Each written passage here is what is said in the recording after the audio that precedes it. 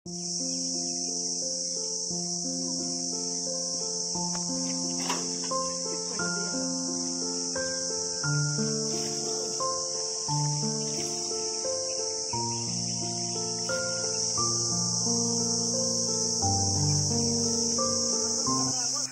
आपण जळगाव जिल्ह्यामध्ये आलोय। जळगाव जिल्ह्यामध्ये आमचे मित्र गौरव शेठ यांचं गाव आहे वडोदा, बरोबर?